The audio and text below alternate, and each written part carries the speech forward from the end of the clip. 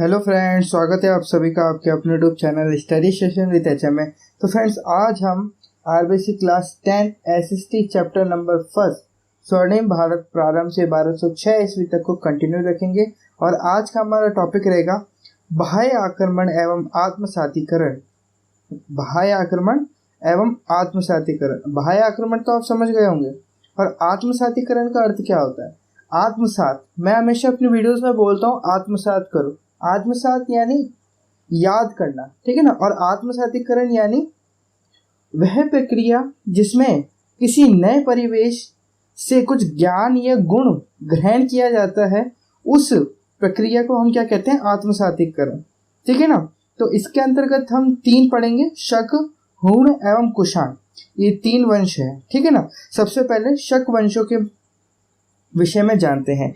देखिए, मध्य एशिया की लड़ाकू जनजाति थी जिसने पश्चिमी अफगानिस्तान और बलूचिस्तान के सारे प्रदेश पर अधिकार लिया। मध्य एशिया की जो शक थे ना, वो मध्य एशिया की लड़ाकू जनजाति थी जिसने पश्चिमी अफगानिस्तान और बलूचिस्तान के सारे प्रदेश पर अधिकार कर लिया। यहाँ से शक बोलन दर्रे से होकर लगभग 71 ईस्वी पूर्व में भारत आए। कब आए? 71 ईस्वी पूर्व में भारत आए शक। और रामायण एवं महाभारत में शक बस्तियों को कंबोजों और यवनों के साथ रखा गया है। कालकाचार्य कथानक में भारत पर शकों के आक्रमण का उल्लेख मिलता है, जिसमें उन्हें सगकुल यानी शक कुल कहा गया है। सिंध प्रदेश को जीतकर उन्होंने सौराष्ट्र में शक शासन की स्थापना की। मुद्राओं और लेखों से स्पष्ट है कि इनकी एक शाखा ने उत्तरापथ और मथुरा में अपना आधिपत्य स्थापित कर लिया। कहाँ पर? मुद्राओं, किससे स्पष्ट होता है? मुद्राओं और लेखों से स्पष्ट है कि इनकी एक शाखा ने उत्तरापथ और मथुरा में अपना आधिपत्य स्थापित कर लिया, और कालांतर में वे अवंती, सौराष्ट्र और महाराष्ट्र में फैल गए हैं, ठीक है। आगे है कि तक्षशिला के शक शासकों में मावेज एवं एजेज के नाम आते हैं। जो तक्षशिला के शक थे ना, जो शासक थे, तक्षशिला के शक शासकों में मावेज एवं एजेज के नाम आते हैं। तक्षशिला में शक शक्ति का विनाश पल्लवों द्वारा हुआ। तक्षशिला में शक शक्ति का विनाश किसके द्वारा हुआ? पल्लवों द्वारा हुआ। हमामश और हगान मथुरा के प्रारंभिक शक क्षत्रप थे। हमामक्ष और हगान मथुरा के प्रारंभिक शक क्षत्रप थे। मथुरा से प्रांत सिंह शीर्षक लेख में बाद के शक शासक राजबुल को महाक्षत्रप कहा गया है। मथुरा के शकों ने पूर्वी पंजाब तथा अपनी सीमा का विस्तार कर लिया था। मथुरा में शक शक्ति का विनाश कुषाणों द्वारा हुआ। मथुरा में शक शक्ति का विनाश किसके द्वारा हुआ? कुषाणों। देखिए, तक्षशिला में तो किसके द्वारा हुआ था? पल्लवों द्वारा, है ना। और मथुरा में शक शक्ति का विनाश किसके द्वारा हुआ? कुषाणों द्वारा। और पश्चिम भारत में शकों के शहरात वंश के भूमक पश्चिम भारत में शकों के शहरात वंश के भूमक तथा नहपान 2 शासक ज्ञात हैं। इन शक शासकों ने सातवाहनों से कुछ प्रदेश जीते और महाराष्ट्र, काठियावाड़ और गुजरात पर शासन किया। नहपान के समय भारत तथा पश्चिमी देशों के बीच समृद्ध व्यापारिक संबंध कायम था, ठीक है। जोगलथाम्बी नामक स्थान से मिले सिक्कों से यह प्रमाणित होता है कि नहपान गौतमीपुत्र शातकर्णी से पराजित हुआ था। जो नहपान था ना, वो गौतमीपुत्र शातकर्णी से पराजित हुआ था। नासिक लेख में गौतमीपुत्र शातकर्णी को शहरात वंश का उन्मूलक कहा गया है। गौतमीपुत्र शातकर्णी को शहरात वंश का उन्मूलक यानी मुख्य कहा गया है। उज्जैनी तथा काठियावाड़ के शक शासकों में चस्तन का नाम आता है। उज्जैनी तथा काठियावाड़ के शक शासकों में चस्तन का नाम आता है, जिसने उज्जैनी में शक राजवंश की स्थापना की थी। उज्जैनी में शक शासकों की स्थापना करने वाला कौन था? चस्तन, ठीक है ना। इस वंश के शासकों ने अपने लेखों तथा मुद्राओं पर शक संवत का उपयोग किया था। चस्तन का पौत्र यानी पोता रुद्रदमन महत्वपूर्ण शासक हुआ, जिसके बारे में जानकारी जूनागढ़ लेख से प्राप्त होती है। रुद्रदामन का साम्राज्य पूर्वी पश्चिमी मालवा, द्वारका, जूनागढ़, साबरमती नदी, मारवाड़, सिंधु घाटी, उत्तरी कोंकण एवं विंध्य पर्वत तक फैला हुआ था। मुद्राओं से प्रदर्शित होता है कि चस्तन का वंश 305 ईस्वी में समाप्त हो गया था। अब अगला टॉपिक है हूण। देखिए, हूण मध्य एशिया की एक बर्बर जाति थी जिसने शकों की भांति भारतवर्ष में उत्तर पश्चिमी सीमा की ओर से प्रवेश किया। भारत में कहाँ से प्रवेश किया? उत्तरी पश्चिमी सीमा से, ठीक है ना। ये दैत्य भी पुकारे जाते थे। ये क्या पुकारे जाते थे? दैत्य भी पुकारे जाते थे। कौन? हुण। सर्वप्रथम 458 ईस्वी के लगभग स्कंदगुप्त के समय इनका आक्रमण हुआ, जिसमें उनकी पराजय हुई। कालांतर में तोरमाड़ नामक सरदार ने गुप्त साम्राज्य को नष्ट भ्रष्ट करके पंजाब, राजपूताना, सिंध और मालवा पर अधिकार कर महाराजा अधिराज की पदवी धारण की। तोरमाड़ का पुत्र महिरकुल था, जिसका राज्य 510 ईस्वी से आरंभ हुआ। तोरमाड़ का पुत्र महिरकुल था, जिसका राज्य 510 ईस्वी से प्रारंभ हुआ। सियालकोट इसकी राजधानी बनी। बौद्ध भिक्षुओं से महिरकुल को घृणा थी। बौद्ध भिक्षुओं से महिरकुल को घृणा थी। उसने अनेक मठों एवं स्तूपों को नष्ट किया। मालवा के शासक यशोधर्मा ने इसे पराजित किया। पराजित होने के बाद ये कश्मीर चला गया। कौन? महिरकुल। पराजित होने के बाद महिरकुल कश्मीर चला गया और कश्मीर में अपना राज्य कायम किया। हुणों के आक्रमण के कारण गुप्त साम्राज्य नष्ट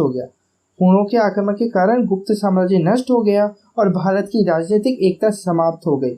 देश पुनः छोटे छोटे टुकड़ों में बढ़ गया, क्योंकि हमने देखा था कि गुप्त साम्राज्य के में जो हमने गुप्त सांस्कृतिक पढ़ा था, गुप्त साम्राज्य के सांस्कृतिक क्षेत्र को जब हमने ध्यान से पढ़ा था, तब हमने देखा था कि स्वतंत्र राज्य के रूप में उभरा।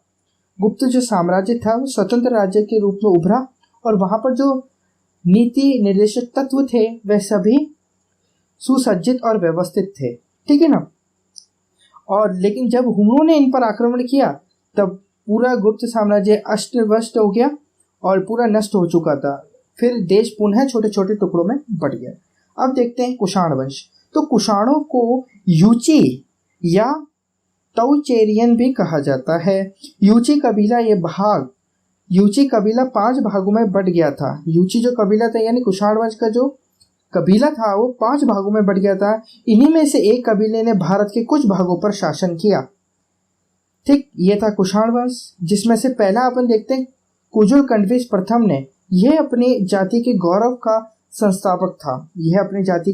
संस्थापक था। इसने दक्षिणी अफगानिस्तान, काबुल, कंधार और पार्थिया के एक भाग को अपने राज्य में मिला लिया। इसने वैदिक धर्म को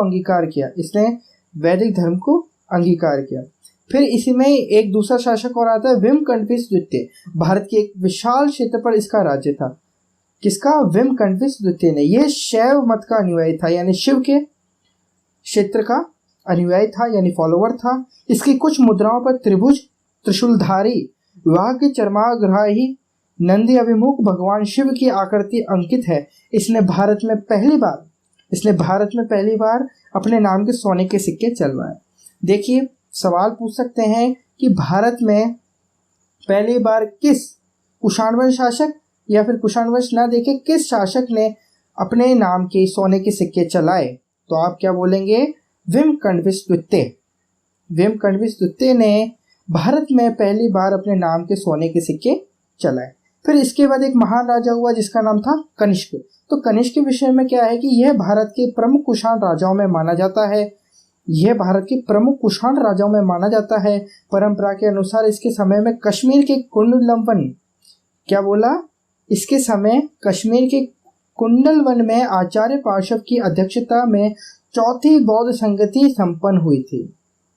चौथी बौद्ध संगति किसके समय संपन्न हुई? कश्मीर के कुंडलवन में आचार्य पार्श्व की अध्यक्षता में चौथी बौद्ध संगति संपन्न हुई। किसके समय? कनिष्क के संबंध में। इसकी प्रथम राजधानी पेशावर यानी पुरुषपुर एवं दूसरी राजधानी मथुरा थी। इसने 78 ईस्वी में नया संवत चलाया, जिसे शक संवत के नाम से जाना जाता है। कनिष्क ने कश्मीर को जीतकर वहां कनिष्कपुर नामक नगर बसाया। उसने काशगर, यारकंद व खोतान पर भी विजय प्राप्त की। महास्थान बोगरा में पाई गई सोने की मुद्रा पर कनिष्क की एक खड़ी मूर्ति अंकित है। मथुरा जिले में कनिष्क की एक प्रतिमा मिली है। इस प्रतिमा में उसने घुटने तक चौगा और भारी बूट पहने हुए है। एक तांबे के सिक्के पर कनिष्क को वेदी पर बलि देते दिखाया गया है। कनिष्क के राज दरबार में पार्श्व वसुमित्र, अश्वघोष जैसे बौद्ध विचारक, नागार्जुन जैसे प्रख्यात गणितज्ञ और चरक जैसे चिकित्सक विद्यमान थे। बौद्ध धर्म की महायान शाखा का अभ्युदय यानी उद्गार या उत्पन्न या उत्पाद और प्रचार कनिष्क के समय ही हुआ। यानी प्रचार प्रसार किसके समय हुआ? महायान शाखा का, बौद्ध धर्म की महायान शाखा का अभ्युदय यानी जो इसका जो प्रचलन हुआ वो कहाँ से हुआ? कनिष्क के समय हुआ। उत्तर भारत में कुषाण शासकों की सत्ता लगभग 230 ईस्वी तक बनी रही। इस समय रोम से भारत का व्यापार काफी लाभप्रद में स्थिति में था, जिससे भारत में आर्थिक समृद्धि आई। अब देखते हैं आत्मसातीकरण। ठीक है ना। तो शक, हूण एवं कुषाण विदेशी जातियां थी। शक, हूण एवं कुषाण विदेशी जातियां थी। इन्होंने शासन तो किया, परंतु धीरे धीरे इनका भारतीय समाज एवं संस्कृति में आत्मसातीकरण भी हो गया। यानी मिल गए, ये घुल मिल गए। मैंने आपको कहा था ना, घुल मिल गए। आत्मसातीकरण यानी किसी चीज को अपने आप पर ग्रहण करना। तो इन्होंने भारतीय संस्कृति को आत्मसातीकरण करा, अपने ऊपर एक्सेप्ट किया। भारतीयों की उदार, हमने अभी देखा कि कुछ लोग इसमें शैव मत के भी थे, कुछ बुद्ध के भी थे। ठीक है ना। तो भारतीयों की उदार प्रवृत्ति के कारण ये बर्बर कबीलाई जातियां जो समाज का अंग बन गई। कुषाण शासकों में तो वैदिक धर्म पालन एवं शैव मत की निष्ठा सर्वमान्य रही। देखिए वही बात आ गई, कनिष्क द्वारा की गई बौद्ध धर्म की सेवा तो उसे भारत में महाराजाओं में अधिष्ठित करती है, यानी जोड़ती है। ठीक है फ्रेंड्स, हमारा चैप्टर 1 कंप्लीट हो चुका है पूरा। यदि आपको हमारा वीडियो अच्छा लगा हो तो प्लीज वीडियो को लाइक करें और चैनल को सब्सक्राइब करें। धन्यवाद।